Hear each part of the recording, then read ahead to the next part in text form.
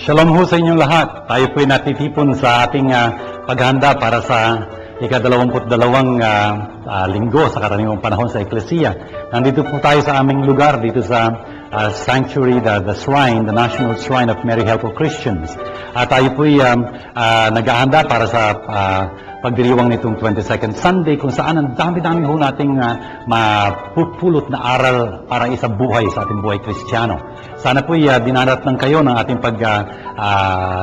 sa himpapawid nitong ating Word Made Flesh TV program tuwing alas 8:30 ng umaga dito po sa ABC5 sa isang malulahating kalagayan. Ano man ho ang inyong kalagayan sa ating palatuntunan ito, tiyak ho mabibiyaan kayo.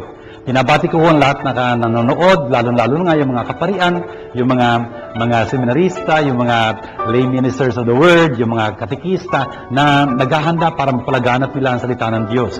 Ako po yung napaparangalan at ang ating pong Word Made Flesh Foundation na nagtataguyod nitong nagpo-produce nitong ating palatuntunan ito ay talaga napaparangalan na nakakatulong kami sa inyo. Yun lang ho ang pakay at layunin ng Word Made Flesh Foundation Incorporated na talagang mapalaganap ang salita ng Diyos, ang Word Made Flesh. Si Jesus ho, na ating Panginoon, tagapagligtas.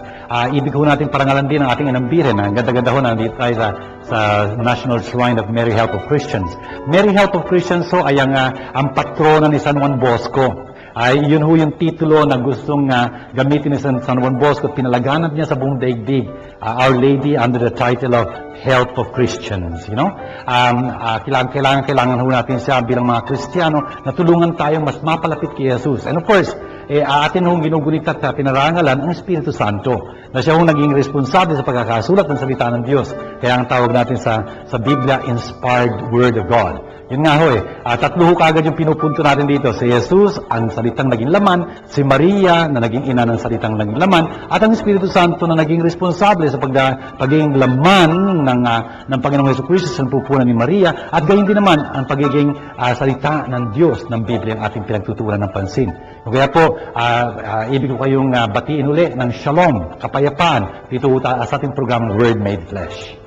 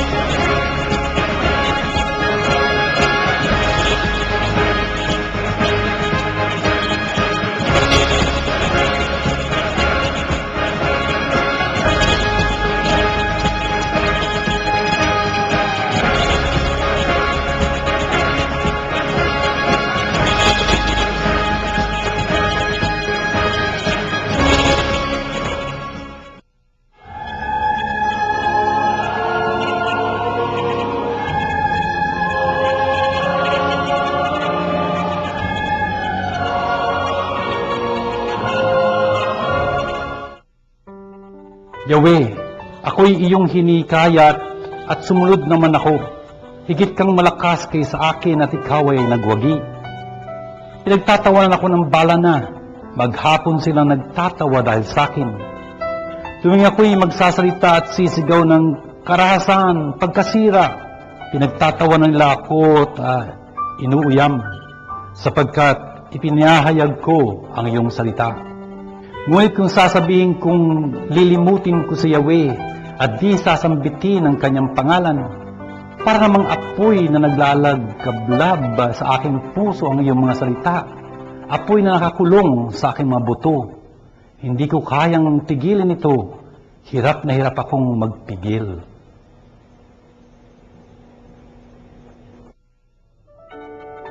Tignan niyo po itong pagbasa natin mula kay Propeta Jeremias. Talagang sinasaad ito yung damdamin nitong pobreng propetang ito. Hirap na hirap siya sa kanyang gawain, sa tungkuling inyatang sa kanya ng Panginoon. Sabi niya sa Panginoon, Panginoon, para bang nilinlang mo ko at nagpalinlang naman ako sa iyo, sumunod ako sa iyo na maging propeta mo. Kasi utang si Jeremias, nung una ho siyang tinatawag ng Diyos, maging tagapagsalita niya. Yun ang ibig sabihin ng propeta, tagapagsalita. Ayaw niya hong gawin yun kasi alam niya kung ano sasapitin niya, magdurusa siya. Kasi yun ang naging istorya ng mga propeta na nauna sa kanya. Talaga hong pinagdusa sila ng Panginoon, And so, nahintakutan siya, ayaw niya sana maging propeta. Pero yun ang nangyari, sumunod siya sa Panginoon at pinahiram niya ang kanyang sarili sa Panginoon upang maging tagapagsalita.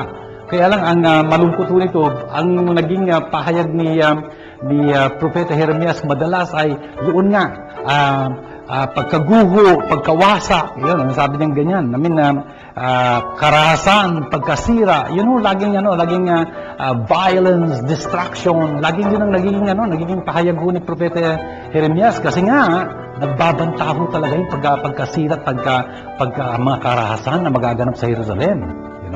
Kasi nung 7th century, 8th century rather, 722, nawasak na ho yung Northern Kingdom. Dito sa kapanahunan ni Jeremias, in the 6th century, wawasakin naman ang Southern Kingdom kung saan nandun si Jeremias, At ginigising niya sila, magising na kayo, talagang manumbalik kayo ng kalooban sa Diyos uli, dahil talagang darating ang parusa sa inyo and whatnot, hindi sila makinig-kinig, Kung kaya ang lagi niyang pahayag sa kanila, karahasan, pagkasira, pero hindi sila maniwala, And so, ang sabi tuloy ni Propeta Jeremias, halos ayaw ko na magsalita, ayaw ko nang banggitin si Yahweh. Pero pagka naman ganoon, parang nag-aalab, naglalagablab na apoy yun sa aking puso, parang apoy na nasa aking buto, hindi ko maiwasan talagang hindi magsalita. Ako kaya, ayan, magsasalita pa rin ako. Mga sisters, talagang parang ang lungkot na nangyari kay Propeta Jeremias, kasi hirap na hirap siya. Brothers and sisters, tandaan natin, yun ang buhay Kristiyano. Ang buhay Kristiyano ho, sa binyag natin, kung hindi nyo naaalala, sa binyag natin, tayo ay naging mga Kristiyano. Ano ibig sabihin nun? Natulad tayo kay Kristo.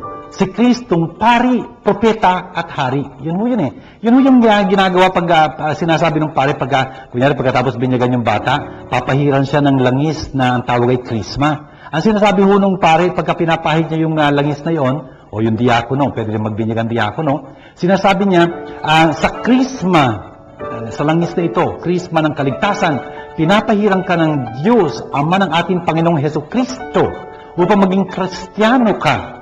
Krisma, Kristo, Kristiyano, matulad ka kay Kristong pari, propeta at hari. Yun nga ho bilang mga propeta, tagapagsalita tayo ng Diyos.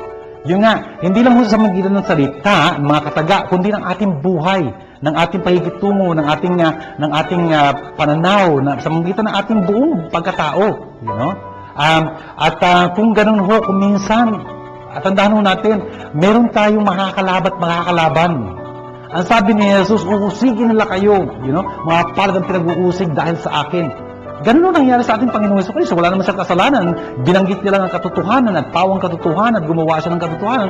At tingnan natin kung ano nangyari sa kanya. Ipinako sa krus. Ito hong santong nandito sa aking likuran, si San Lorenzo Ruiz. Siya ho ang unang santong Pinoy. Isa siyang martir. Martir ho, ibig sabihin, naging saksi. Sumaksi kay Jesus hanggang sa pagdanak ng kanyang dugo. Binuwis niya ang kanyang buhay. Ito ho yung ibig sabihin ng maging Kristiyano. manindigan tayo para kay Kristo. Kung minsan mangangahulugan nyo ng pagdurusa, kung minsan may etchepuera tayo, kung minsan pagtatawanan tayo ng mga tao dahil parang old-fashioned, traditional, wala akong masama sa pagiging traditional. Yun ang natanggap natin puro. Siguro may mga bagay na pwedeng magbago, pero ang katotohanan hindi pwede magbago. Yun ang ibig sabihin ng katotohanan. Sa Hebreo emes, emin, to believe, amen, matatag. Yun ang ibig sabihin ng katotohanan. Isang bagay na matatag. Hindi depende sa ihip ng hangin, hindi depende sa sitwasyon or something like that. Hindi kung katotohanan yan, maging malamig, mainit, magandang ang pakikitungo, hindi masyado maganda, lagi katotohanan yan, hindi nagbabago. Yun ang dapat na mangyari sa atin. Panindigan natin ang katotohanan na wala na iba kundi si Jesus. Huwag tayong matakot. Tayo naging mga tagapagsalita ng Diyos at talaga namang pagkapiling natin lagi ang Diyos, tutulungan niya tayo talagang makapanaig at talagang makaraos sa maluhati sa ating tungkulin bilang tagapagsalita niya.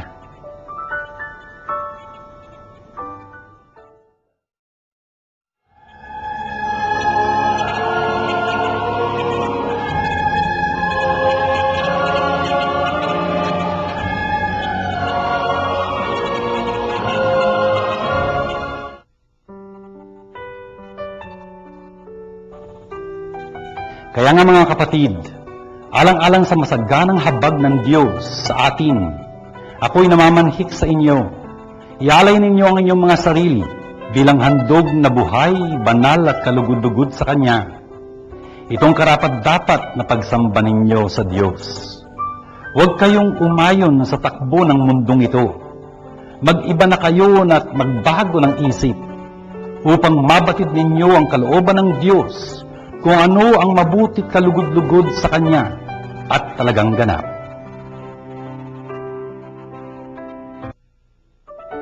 Ito pong pagpapatuloy natin kay San Pablo sa kanyang sulat sa mga taga-Roma. Nasa chapter 12 na po tayo, yung unang dalawang talata dito. Tingnan nyo kung anong sinasaad dito ni San Pablo, yung tungkol sa pamumuhay ng isang Kristiyano. Dapat po pala ang isang Kristiyano nag-aari ng kanyang sariling handog sa Diyos. Pero ano ay handog niya sa Diyos? Ihandog niya ang kanyang sarili. Yun ang napakagandang pag-aalay ng isang tao, yung kanyang sarili. Sabi ni San Pablo dito, alang-alang sa masaganang habag ng Diyos. Yun ang habag ng Diyos na yun ang nabigay sa atin ng karangalan. At talaga kinahabagan niya tayo, pinatawad niya tayo sa ating mga kasalanan. Yun ang nangyari sa atin sa binyag. At bilang mga anak na ng Diyos ngayon, ang sabi dito ni San Pablo, ialay ninyo ang inyong sarili. Bilang handog na buhay, banal at kalugod-lugod sa Kanya. Tingnan niyo yung brothers and sisters, yung handog natin, hindi patay, hindi ordinaryong bagay. Hindi. Ang ating mga sarili, buhay ho ito. Sabi niya ganyan. Tapos, banal. Kasi pinabanal tayo ng Diyos at kalugod-lugod sa Kanya. Very acceptable to Him. Kasi ang mga anak tayong minamahal ng Diyos. At sabi niya dito, tingnan niyo ito, itong ang karapat-dapat na pagsamba natin. This is our worthy worship of God. At sana maintindihan natin, itong ating mga sariling ito, ang iaalay natin sa Panginoon. Yun ang nagaganap sa misa, brothers and sisters. Nakikiisa tayo kay Jesus. Pag iniaalay si Jesus, sabihin natin, for example, pagka tinataas yung hostia at yung alak na inihahanda para maging katawan dugo ni Kristo, dapat po ipatong natin doon yung ating mga sarili, kasama tayo doon. Yun ang iniaalay natin sa misang yon ay nagiging banal, nagiging sakripisyo. Sakripisyum ho, ibig sabihin, something that makes holy, something that is made holy. Sakro, sagrado. Ano mang iaalay natin doon. At dapat hong iniaalay natin doon, hindi yung mga pera natin ginibigay doon, hindi yung mga bulaklak doon o something like that. Ang inaalay ho natin, una at higit sa lahat, ang ating mga sarili. Yun ang mga bulaklak. For example, tingnan niyo ho yun. Yung mga bulaklak na iaalay natin, for example, hindi ho tayo pwede mag-alay ng plastic flowers. Hindi ho pwede. Bakit? Wala namang buhay yun eh. Ang iniaalay mo sa isang pagka nag-aalay ka ng bulaklak, ang iniaalay mo doon, hindi yung bango, hindi yung ganda, kundi yung buhay especially. Dati ho, buhay yun eh. Kinitil natin yung buhay para may aalay. Ang sinasabi natin doon, O Panginoon, aking Ama, ibig kong ialay sa inyo aking buhay, kaya lang hindi ko pwedeng patayin ang aking sarili. Kaya isagisag nawa ng bulaklak na ito na dati buhay, ang aking buhay na iniaalay ko sa inyo. Yun ang ibig sabihin nun. Brothers and sisters, ang maganda nito, ang sabi ni San Pablo dito sa verse 2, ang sabi niya, huwag kayong umayon sa takbo ng mundong ito. Don't conform yourself with this world. Brothers and sisters, dapat marinig nating malinaw na malinaw yun. Huwag tayong makibagay sa takbo ng mundong ito. Bakit? Kristiyano tayo. Itong mundong ito, iba prinsipyo nito, iba nag-ahari dito. Ang nag-ahari dito kamunduhan, for example, pagiging sakim, pagkamasarili, yung di kadalisayan, impurity and whatnot. Ito ko ang nagpapairal sa mundong ito. Ibang Kristiyano, hindi nyo tayo pwede makibagay sa mundong ito. Ang maganda nito, brothers and sisters, ang sabi niya, magbago ng isip. Yun ang sabi niya yan. Dapat kayong magbago ng isip. Yun ang unang-unang dapat gawin ng isang Kristiyano. Metanoeite. Yun ang sabi ni Jesus. Unang-unang sa lahat. Matthew chapter 4 verse 17. Metanoeite. Magpalit kayo ng isipan at gawin nyo ito tuwi-tuwi na. Kasi hindi pa tayo tapos kailanman dyan. Kaya sisters, yung isipan ho natin, dapat pagbaguhin natin. Anong dapat natin maging isipan? Yung sinabi ni San Pablo uli, Philippians chapter 2 verse 5, gawin ninyong isipan ninyo ang isipan ni Kristo. Well, that's a very tall order. Dapat po maging isipan natin yung isipan ni Kristo. Paano mo gagawin yun? Dapat makilala mo siya. Para makilala mo siya, dapat alam mo ang kasulatan, brothers and sisters. Ignorance of scriptures is ignorance of Christ. Kung gusto natin makilala ang isipan ni Kristo, dapat aralin natin ang banal na kasulatan. Ito kung ginagawa natin din sa Word Made Flesh. Pinapaliwanag ko ni Father June ito sa inyo upang masakyan natin ang mga salita ng Diyos, upang maintindihan natin kung anong ibig sabihin nito. Ang unang-unang hungga dapat gawin ng isang Kristiyano, hindi magpabinyag. Hindi Ang unang-unang dapat gawin ng isang Kristiyano, palitan yung kanyang isipan, magbalik loob sa Diyos. Kasi kung hindi siya magbalik loob sa Diyos, hindi siya pwedeng binyagan. Yung mga bata binibinyagan kahit hindi wala sila sinasabi kasi mga bata pa sila. Pero pagdating ng panahon, dapat angkinin nila yung kanilang binyag na yon. Paano? Sa magitan ng pagsisisang ng mga kasalanan, talagang pagsisikap na gawin ang isipan ni Kristo maging kanila. Yun ang sinasabi sa atin dito. Magbago tayo at baguhin natin ang ating pag-iisip.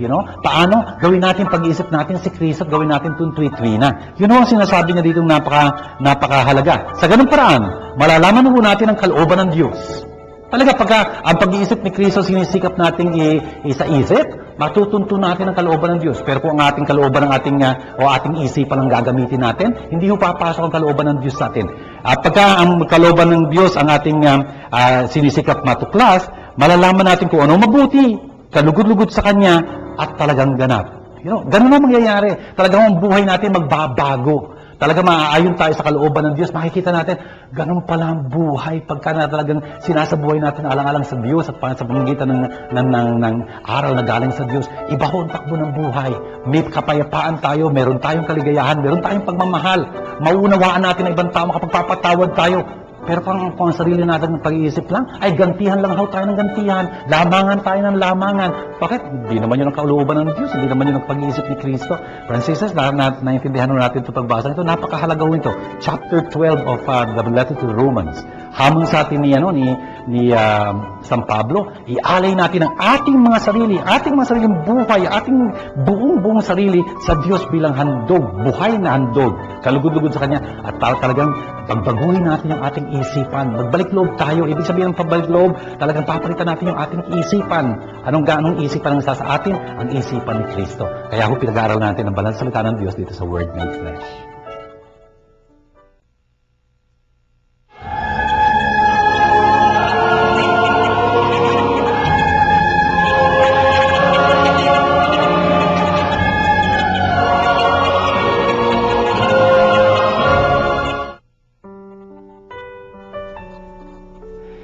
Mula noon ay pinaalam na ni Jesus sa kanyang mga disipulo na dapat siyang magtungo sa Jerusalem at magbata ng maraming hirap sa kamay ng matatanda ng bayan, mga punong saserdote at mga eskriba, at kanilang papapatay siya.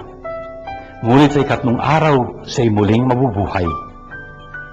Niyaya siya ni Pedro sa isang tabi at pinagsabihan ng ganito, Panginoon, huwag nawang itulot ng Diyos.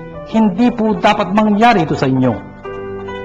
Ngunit hinarap siya ni Jesus at sinabihan, lumayo ka sa akin, Satanas. Hadlang ka sa aking landas.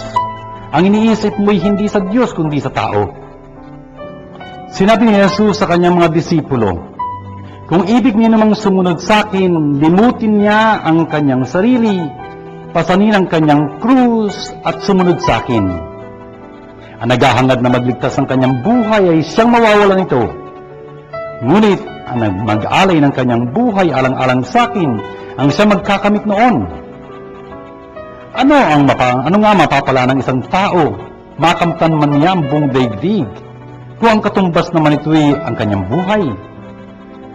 Ano may babayad ng tao para mabalik sa kanya ang kanyang buhay? Sapagkat darating ang anak ng tao na taglayan dakilang kapangyarihan ng kanyang ama at kasama mga anghel. Sa panahong iyon, gagantiin niya ang bawat tao ayon sa kanyang ginawa.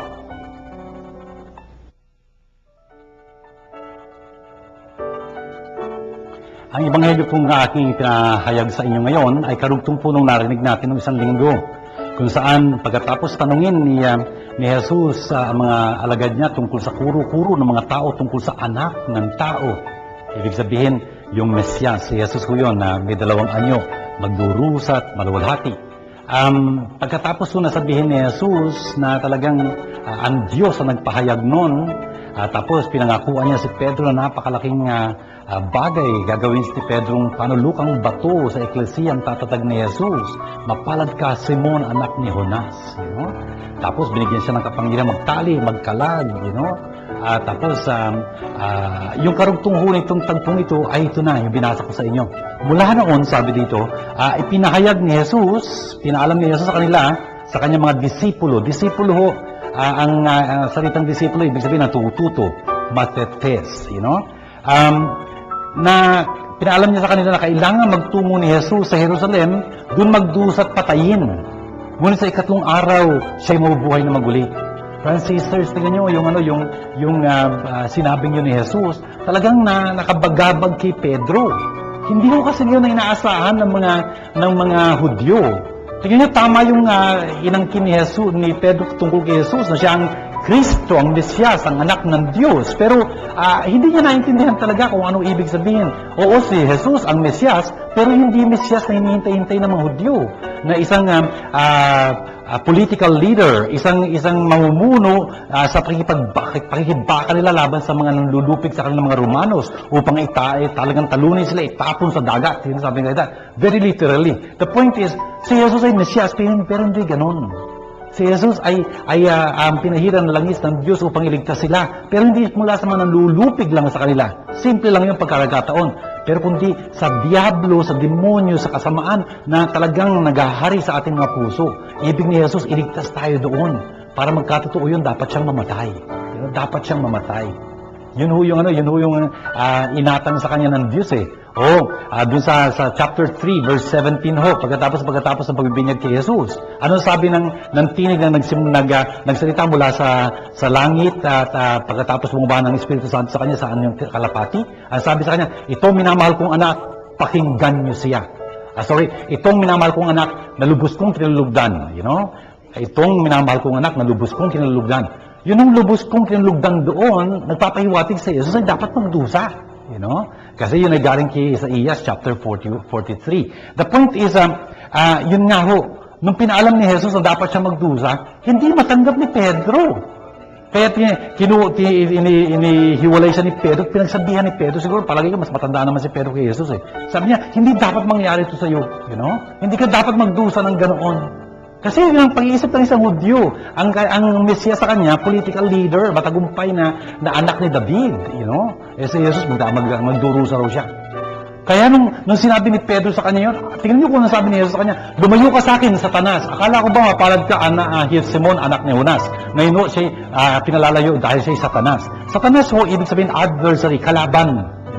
Hadlang. Kasi umahadlang si Pedro kay Jesus doon sa daan ng krus na tatahakin ni Jesus. Nagiging bato siyang itatitisod ni Jesus kaya pinapalayo siya. Pumunta ka doon sa likuran ko. Kung disipulo kita, dapat sumusunod ka sa akin, hindi nangunguna sa akin. Dapat natin maintindihan din, na kung minsan hindi natin matanggap ang palakad ni Jesus. Brothers and sisters, ibang-iba yung pag-iisip ng Diyos kaysa pag-iisip natin.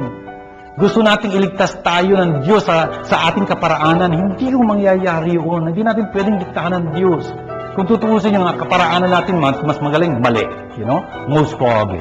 Hindi tayo liligtas ng Diyos sa ating kaparaanan. Alam ho ng Diyos kung paano tayong tunay na maililigtas. Kaya tingnan nyo, sana ho, intindihin natin to. Pwede yung alam na alam natin ang relihiyon natin, Pwedeng alam na alam natin ang relihiyon natin, pero hindi natin tinatanggap ang Diyos. Hindi natin tinatanggap ang kanyang kalooban. Si Jesus ho, tingnan nyo, pinahayag siya ni Pedro bilang Mesyas, ang anak ng Diyos na buhay. Tama ho lahat yun. Pero hindi matanggap-tanggap ni Pedro yung kaparaanan ng Panginoon. Yun nga ho, yun ang malungkot dito. Sana ho, maintindihan natin, hindi ho sapat na alam natin, ang ating pananampalataya.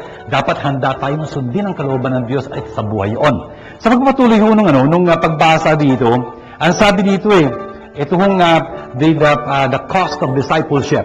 Ang sabi ho dito, kung ibig, sabi ni Jesus sa kanyang mga disipulo, kung ibig ninyo namang sumunod sa akin, wala hong pilitan ito.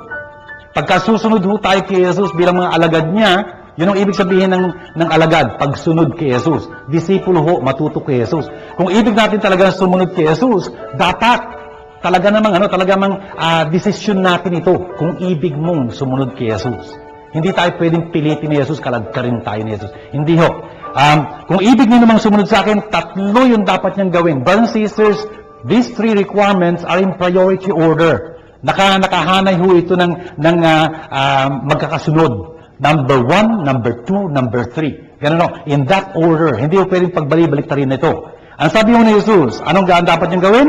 Limutin niya ang kanyang sarili, pasanin niya ang kanyang krus, sumunod sa akin. Yun ho ang tatlong dapat gawin ng isang Kristiyano. Pagka gusto natin talagang maging alagad ni Jesus, susunod tayo kay Jesus, unang-una natin dapat gawin, takwil natin ang ating sarili. Bakit? Kasi kung hindi ho natin lilimutin ang ating sarili, tatakwil natin ang ating sarili, hindi tayo pwedeng sumunod kay Jesus. Tingnan nyo, ano ba ang spelling ng sin? Lagi kong tinatanong ito, ano ba ang spelling ng sin? Siguro narinig ko halos yung sinabi nyo, no? S-I-N. That's right. That's according to Webster. Okay? Yun yung spelling ng sin according to Jesus. Sige nga.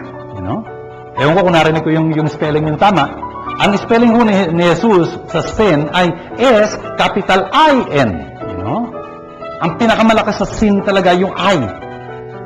Kasi isipin nyo lang sarili nyo, isang pagkakataon nagkasala kayo mabigat. Isipin nyo kung ano nangyari talaga doon. Makikita nyo, hindi ho ang kalooban ng Diyos na natupad doon.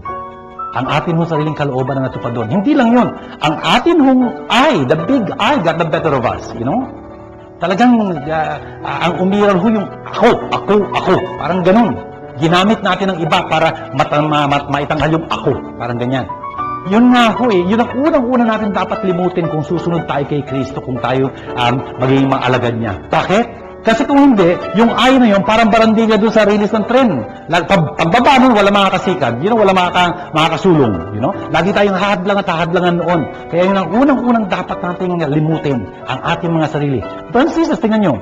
Pwede kayong, yung mga anak ninyo, o kayong nakikinig dito mga kabataan, pwede kayong magpare, magmadre, papasok kayong kumbento, seminaryo, iiwan nyo lahat ng mga namahal sa buhay, lahat ng mga bagay doon, ang dala nyo lang yung kailangan nyo. Pero yung dapat nyo limutin, kasama nyo, yung sarili, Pantay-pantay ho tayo dyan.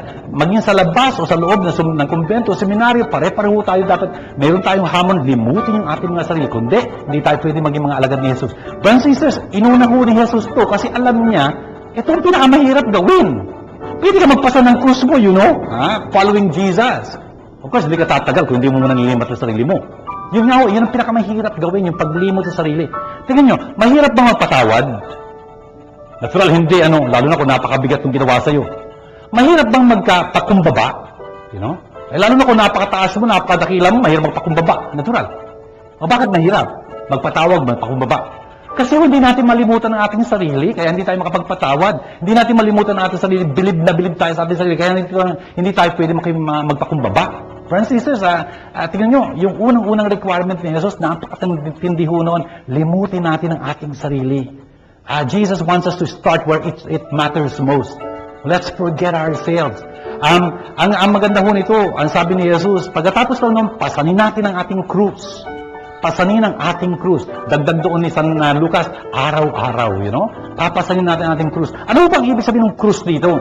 Friends and sisters, ang una siguro sumasagi sa isipan natin, mga mga kahirapan sa buhay, mga pagsubok, etc.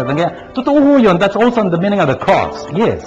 Pero unang-una ho sa lahat, ang cross ho ay isang tanda. Tanda. Paano malalaman kung kaninong baka yun? Kung kaninong kalabaw yun? Sige nga, kung kaninong kabayo yun. Paano malalaman? Of course, wala naman siyang identity papers, wala siyang ID o something like that. Pero malamang nandun doon sa may talikuran niya. Meron siyang marka dito, yung brand niya. Friends and sisters, yun ho yung cross. Yung marka na nagtatanda na tayo'y pag-aari ni Kristo. Yung cross na yon. Sa mga ito, pagka sinabi ni Jesus, pasanin ng krus, ibig sabihin nun, talagang huwag natin kakahiya yung tanda natin bilang mga Kristiyano. Mga Kristiyano ho tayo, may tanda sa atin. In fact, theologically speaking, we talk about the character of baptism. Yun ang karakter na yun sa pagbibinyag natin. Ang ibig sabihin nun, nung tayo binyagan, meron mo talagang itinatak sa ating mga pagkatao ang Panginoon na hindi kailanman mawawala. Mapunta tayo sa langit, mapunta tayo sa impyerno, sa dulo ng buhay natin, nakatatak ho tayo noon. Pagka nasa impyerno ka at may tatakan nun, yun ang magiging kahihiyan mo panghabang panahon. Pero yun ho din ang ating katakilaan. Tayo yung mga natatakan bilang mga anak ng Diyos. Yun ang kaluwalhatian natin. Friends and sisters, yung tatak na yun, yung ating pagiging Kristiyano, dapat hindi natin kakahiya. Dapat pinilalantad natin yun. For example, pag-usapan natin ngayon, yung krus na yung tanda ng krus natin. Friends and sisters, yung pag-aantanda natin ng krus, isang magandang bagay yun na mausisa natin. Yung pag-krus natin, sabi nga ni San Pablo, wala na akong pagmamalaki pang iba, kundi ang krus ni Kristo. This is Galatians chapter 6, verse 14. Wala na akong pagmamalaki pang iba, kundi ang krus ni Kristo. I boast of nothing else but the cross of Christ. Brothers and sisters, ito yung krus na ito ni Kristo. Ay yung pangungurus natin yun, dapat pinagmamalaki natin yun. Hindi yung ganito yung, ewan ko may mga nangungurus na pag ganyan-ganyan, akala mo, may Parkinson's disease na hindi yung maintindihan. Hindi yung dapat ginagawa nating malulahati yung pangungurus natin.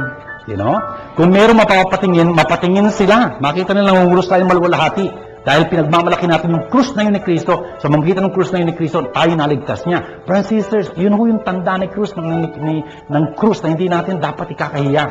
Pasanin ang kanyang krus. And of course, yung krus din yun, nangangahulugan yun ng ating mga paghihirap na binabata natin, yung mga pagsubok natin. Tandaan mo natin, sa oras ng mga pagsubok, yung krus na pinapasan natin, kayang-kaya natin yon. Hindi mag-isa, kundi kasama ho natin, na nagsusuong nung krus na yon, si Kristo. Without me, you can do nothing. That's very true. Kaya, remain in me, remain in me, remain in me. Paulit-ulit ho yung kay San Juan from chapter 14 to chapter 17. Friends and sisters, yung krus na yun, tandaan natin na mga pagsubok, ay talagang damay natin dapat yun. Bakit? Kasi sinasabi ho sa 1 Corinthians chapter 10 verse 13. Ang sabi ho din ng San Pablo, tapat ang Diyos. Hindi niya kayo pahintulutang subukin ang hinggit sa inyong mga kakayanan. Sa kabila ng pagsubok, bibigyan kayo ng Diyos ng tulong upang mapanaigan ninyo iyon. And sisters, that's so beautiful and so consoling. God is faithful. He will not allow you to be tested beyond your power to endure. Even in the test, He will give you a way out. Yun ho yung pananampalataya natin tungkol sa mga krus na ito.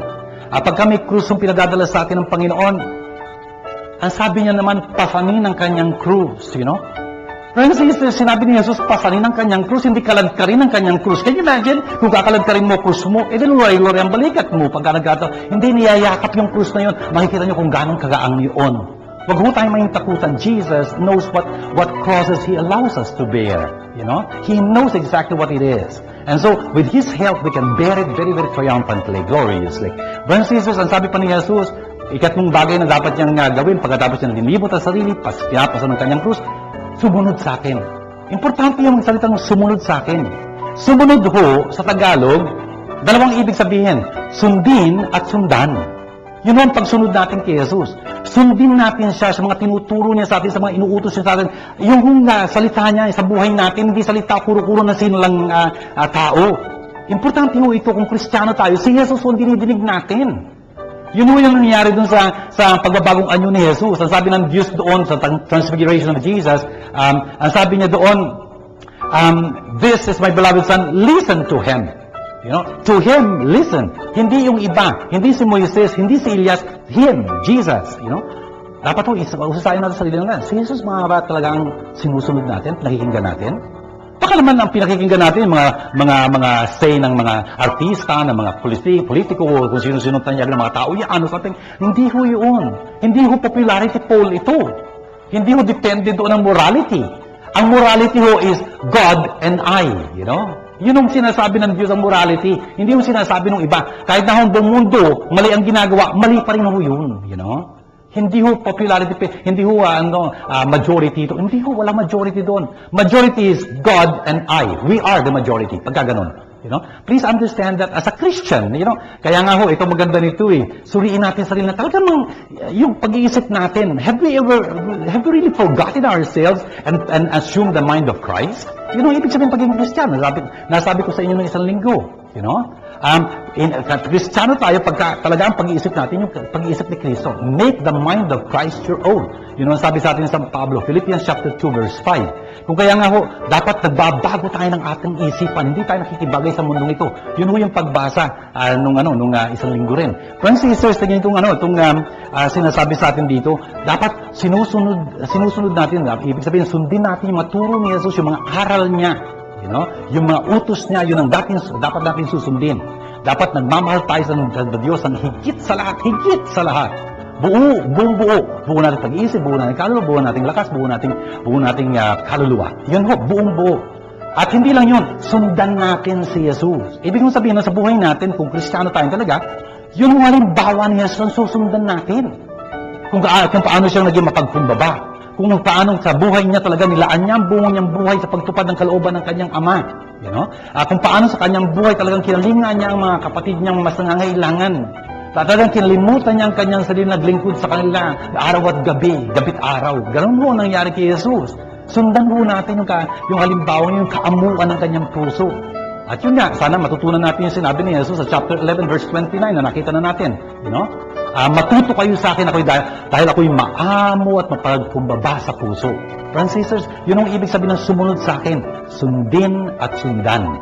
At pagkatapos ho nito, ang sabi niya dito, ang nag-aalay ng kanyang buhay para sa akin, ang siyang magkakamit nito.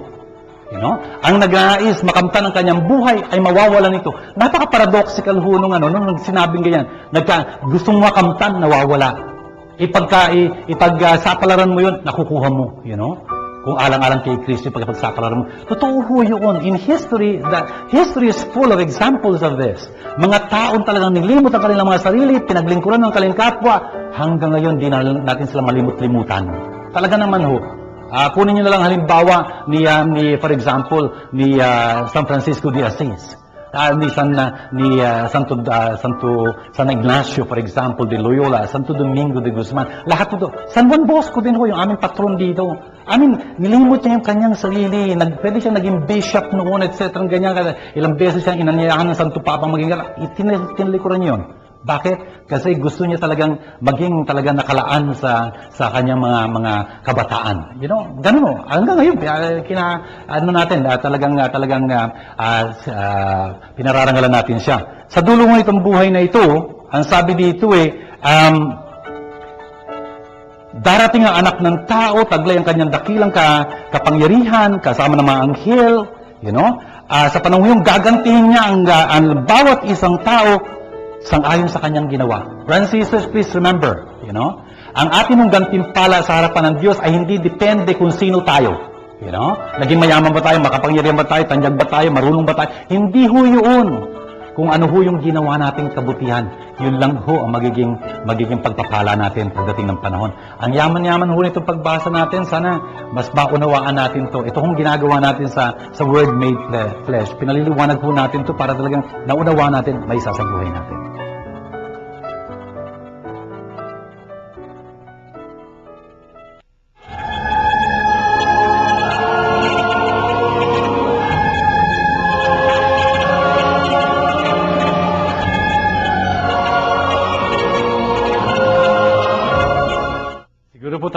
Sangayon kayo sa akin, ang mga pagbasang narinig natin sa umagang ito ay talaga napakatitindi. Ano po? Napahalalahanan tayo ni Propeta Jeremias na bilang isang tagapagsalita ng Diyos, at lahat ho tayo tagapagsalita ng Diyos dahil sa ating binyag, naging mga propeta ho tayo. Mga magulang, mga tagapagsalita kayo ng Diyos sa inyong mga anak. Mga anak, lahat tayo nagsasalita para sa Diyos sa harapan ng ating mga kabarkada, mga kasama, mga kaeskwela, mga katrabahadores, hindi lang sa magitan ng ating mga katagang bibigkasin, kundi sa ating buhay. Dapat tayo talaga makita nila sa atin, tayo mga Kristiyanong tunay, kahit na wala tayong ID, na nakikita nila talaga na buhay natin talagang naayon sa salita ng Diyos. Yun nga ho at alam natin, hindi madali ito. Hindi madali ito. Tulad ng si Propeta Jeremias, inusig siya at inusig. Pero wala siyang magagawa. Yung salita ng Diyos, yung ngalan ng Diyos nasa kanyang puso, talaga naglalagablab. Yung salita ng Diyos nanunuot sa kanyang mga buto. Talagang dapat lumabas yun, kundi sasabog siya. Sana ho, ganun tayong lahat. Masigasig magbahayag, magbahagi ng salita ng Diyos kasi hindi natin maiwasan yun. Kung talagang mga anak tayo ng Diyos, gusto natin pakilala sa lahat ang kabutihan, ang kalaliman, ang kalawakan ng habag ng Diyos para sa atin. Tapos si San Pablo sa kanyang sulat sa 12 kabanata ng kanyang sulat sa mga taga-Roma, pinaalalahanan tayo na tayo rin dapat mga handog. We should be living sacrifices to God. Yun ho ang ating magandang maiaalay. Hindi ho natin kailangan lagi tayo nasa simbahan, sa Santa Misa. Hindi lang ho doon sa Santa Misa tayo nag-aalay ng ating mga handog sa Diyos, kundi ang ating buong sarili, ang ating buong buhay, dapat maging pag-aalay ng papuri sa Diyos. Talaga dapat naluluwalhati ang Diyos dahil sa atin. Yung mga tao na kasalamuhan natin, dapat pag-aalis nila mula sa pagipagsalamuha sa atin, talaga maramdaman nila, he was or she was a blessing to me, or it was a blessing to me, this child was a blessing to me. Ganun ho, talagang nagiging paraan ho tayo ng pagpapala ng Diyos para sa ating mga kapwa, kasi tayo nagiging mga handog sa Diyos mismo. At hindi lang yun, dapat talagang nagbabago tayo ng ating isipan, hindi tayo nakikibagay sa mundong ito. Yun ho, matindi. Brothers and sisters, suriin ho natin sarili natin. Sino ba ang pinapanigan natin? Sino ba talaga ang ating pinanindigan? Si Jesus ba o ang mundo? Ang dali namang makakita Pagka hindi mo maintindihan ang salita ng Diyos, pagka ayaw mo, for example, na mag-aalay ng panalangin, ng panahon para sa panalangin, ayaw mo lumago sa iyong buhay, Diyos, sa iyong pananampalatayang Katoliko, may problema kang malaki. Malamang hindi si Jesus ang talagang pinapanginoon mo. Siguro nakikibagay ka na lang sa mundong ito. Gusto mong tumulad sa iba. Gusto mong manamit ng ganun. Gusto mo ganun ang ginagawa mo. Ganun ang nagiging takbo ng buhay mo. Brothers and sisters, magising tayo. Dapat ho, nagbabago tayo ng isipan. At yung isipan natin, dapat tinutuon natin sa isipan ni Kristo. At mangyayari yung pagka talagang inaalam natin ang salita ng Diyos at sinasabuhay ito. Ito ho yung ating pinagsisikapang gawin sa Word Made Flesh. And of course, the gospel passage that we heard in the continuation of chapter 16 of Matthew, talaga namang hinamon tayo doon. Kung talagang mga disipulo tayo ni Jesus, sumunod tayo kay Jesus. Sumunod tayo kay Jesus. At si Jesus hanggang ngayon, nagdadaan ng krus patungo sa kaluwalhatian. Huwag tayong mag-alala na mayroon tayong mga pagdurusang dinaraan sa buhay na ito. Kasama ho natin si Jesus. Nangunguna siya sa atin. Kaya ang hamon niya sa atin, kung ibig niya naman sumunod sa akin, unang-una sa lahat, limutin niya ang kanyang sarili. Limutin niya ang kanyang sarili. Hindi ho madali yun. Limutin niya ang kanyang sarili. Pasanin ang kanyang krus. Yung krus ho na tanda ng pagiging Kristiyano. Dapat makita ng madla, Katoliko ko, Kristiyano ko, hindi pinagkakaila yun. Pinagmamalaki ko yun, Yung panguros natin, ginagawa natin malulahati. Tapos, sumunod sa akin. Yan ang sabi ni Jesus. Sinusunod natin si Jesus. Yung mga paghihirap na natin sa buhay natin, alam natin, kayang-kaya natin yan sa tulong ng Diyos. Pero susunod tayo kay Jesus. Ibig sabihin nun, susundin natin siya, susundan natin siya. At alam natin, ang laki-laki ng gantimpalang nakalaan para sa atin dahil sa ating mga ginawa. Ginawa ho, hindi lang ninais gawin o mga magandang mga adhikain. No. Hell is paved with good intentions. Puro intensyon. Ito ho, gawa ang pinag-uusapan ho dito. Pagka isa na buhay natin ang salita ng Diyos, yun ho ang pagsasagawa na inihintay sa atin ng Diyos at pagpapalain niya tayo. Gawin ho natin panalangin ito ngayon sa ngalan ng Ama't ng Anak at ng Espiritu Santo. Amen. Aba, ang pagmahal namin Diyos at Ama, salamat ng marami sa mga sandaling ating napalipas sa paligid ng inyong banal salita.